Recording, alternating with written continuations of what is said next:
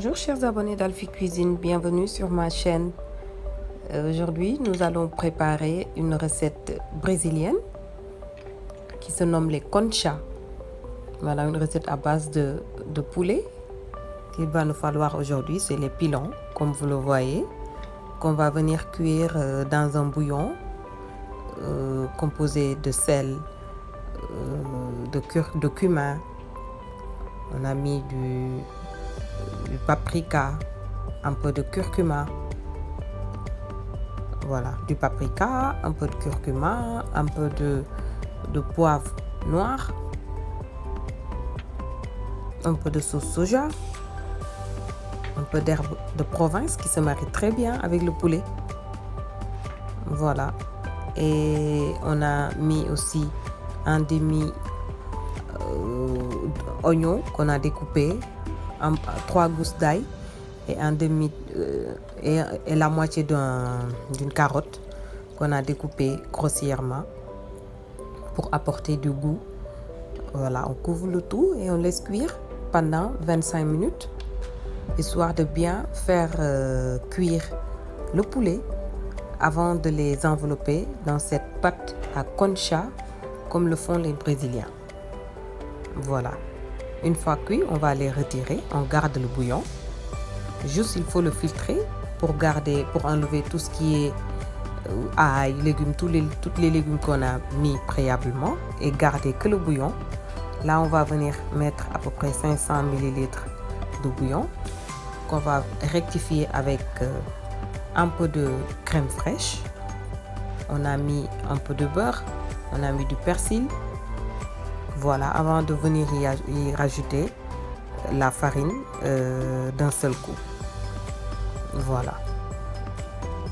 Pour réaliser ces conchas crema, il va vous falloir tout ce qu'on a mis pour tout ce que vous avez vu depuis le début pour pouvoir réaliser cette recette. Là, on va prendre le fouet, on va faire dissoudre tout ce qui est grumeaux. Voilà, on y rajoute un peu de persil, un noix de beurre. Voilà, on laisse fondre et on va venir y mettre la farine d'un seul coup. Et là, il faut vraiment mélanger énergiquement pour ne pas avoir de grumeaux. En plus, pour faire cuire cette pâte, la farine doit bien cuire avant d'arrêter le feu. Sur le feu, on remue, on continue à mélanger énergiquement jusqu'à ce que la pâte soit cuite à peu près 3 minutes. Voilà. Vous allez voir que la texture va changer. Ça devient un peu gluant. Voilà. Et on débarrasse le tout. On laisse refroidir. Ensuite, on va passer au façonnement des conchas. On va venir façonner les conchas. Une fois que la pâte a bien refroidi, on va venir façonner les fameux conchas. Il ne faut pas le réaliser avec cette pâte très très chaude qui vient de sortir. Il faut la laisser vraiment refroidir pour avoir quelque chose de régulier. Et là, à l'aide des deux mains, on va venir façonner les conchas. On va essayer d'envelopper les pilons à l'intérieur de cette pâte. Voilà. C'est ça le but, d'avoir le poulet à l'intérieur, la pâte à concha et cette texture de panure qui va amener ce croquant qui donne l'eau à la bouche. Voilà, une fois faite, on va passer à la panure anglaise. On va utiliser que des œufs et de la chapelure. On va faire paner les conchas. Voilà, on l'enroule bien dans l'œuf battu. Et ensuite, on l'enroule dans la chapelure. Voilà. Et là, on va recouvrir le tout. Et en attendant, on peut faire chauffer l'huile à 180 degrés et puis on va les faire frire. L'histoire, c'est pas d'avoir quelque chose de cuit parce qu'on a déjà fait cuire le poulet et la pâte. C'est juste d'y apporter cette coloration dorée et ce croquant qu'on cherche. Voilà.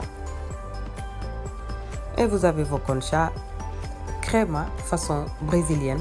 Une recette très très facile, très goûteuse, idéale pour les fêtes. Voilà, les fêtes d'anniversaire, les fêtes de mariage. Voilà. Et en plus, esthétiquement, c'est très joli à voir. C'est facile à manger puisque les pilons, vous avez déjà cette machette où vous pouvez tenir pour manger facilement ces conchas. Maintenant, on va les faire frire 1 à 2 minutes dans de l'huile bien chaude. Voilà. Avant de passer à la dégustation. Moi, d'habitude, quand je les mange, je les accompagne juste avec un peu de salade, un peu de sauce ketchup et un peu de sauce barbecue. Si vous aimez les piquants, les piments, vous pouvez aussi utiliser des piments, quelques noix d'olive pour déguster ces fameux conchas. Quelques olives, quelques tomates cerises. Voilà. Et ils sont bien dorés. Voilà. J'espère que vous allez pouvoir réaliser cette recette. D'ici là, on se donne rendez-vous très prochainement sur Alphie Cuisine. N'oubliez pas, chers amis, de partager les recettes et de continuer à vous abonner. Voilà, bonne dégustation et merci beaucoup. On se donne rendez-vous très bientôt pour une toute nouvelle recette. Merci beaucoup et à bientôt.